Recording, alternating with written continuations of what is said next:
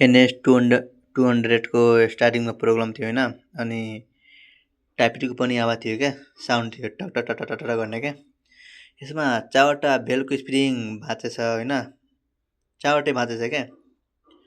अनि यसको त्यही भएर हामीहरू यसको हाफ इन्जनको काम गर्न लाग्छौँ होइन, खोल्न लाग्छौँ हाफ इन्जन होइन। तल इन्जन तल झारेर होइन, म भिडियो देखाउँछु नि। 4वटा स्प्रिङ छ नि, हेर्नु त भाँचेछ ल, हेर्नु।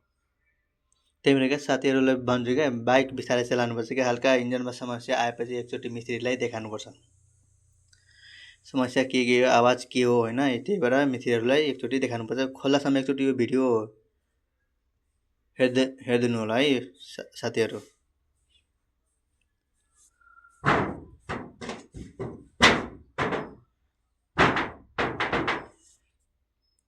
हेर्नु, यो छ नि बेल स्प्रिङ, कस्तो छ हालत।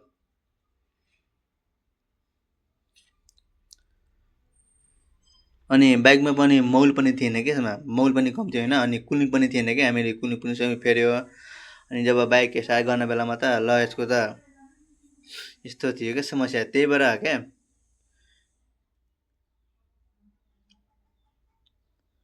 खोल्दासम्म एकचोटि भिडियो हेर्नु होला होइन। यसमा हामीहरू भाइहरूले हेडको नट खोल्दैछ, 4वटा 14 नम्बर नट होइन।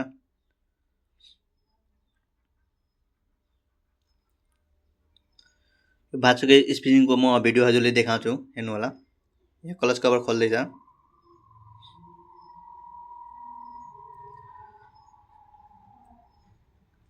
त्यही भएर क्या साथीहरूलाई जहिले पनि भन्छु कि बाइक त बिस्तारै चलाउनुपर्छ कि। हल्का इन्जनमा समस्या फोल्ट के भएपछि एकचोटि मिस्त्रीलाई जानकारी दिनुपर्छ क्या, दाइ यो मेरो बाइकमा यस्तो छ, आवाज छ, समस्या छ होइन, आवाज गरेछ, एकचोटि हेरिदिनु पऱ्यो होइन।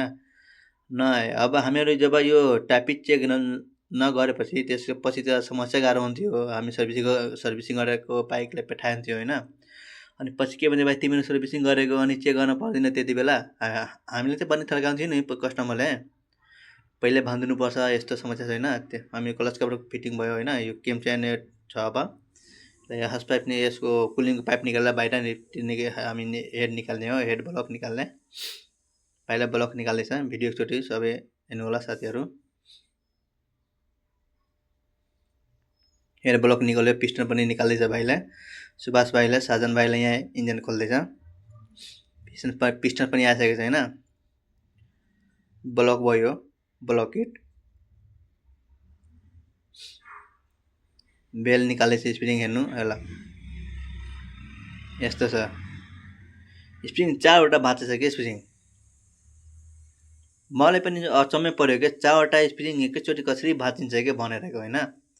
त्यही भएर क्या मलाई अचम्मै परेको, 4वटा बेल स्प्रिङ कसरी भाँचिन्छ भनेर। हेर्नु, 4वटा स्प्रिङ छ नि भाँचेको बेल स्प्रिङ, टाइपिट आवाज गर्छ बेल भाँचेपछि, यस्तै छ हेर्नु। यसको समस्या समाधानले हामी त अब सुरुमा गएर यसको बेल स्प्रिङले गएर स्याम्पल ल्याएर अनि भल फिट गर्नुपर्छ, यस्तो छ। अब हामी भोलि सामान लिँदैन जान्छौँ होइन। कस्तो लाग्छ भिडियो लाइक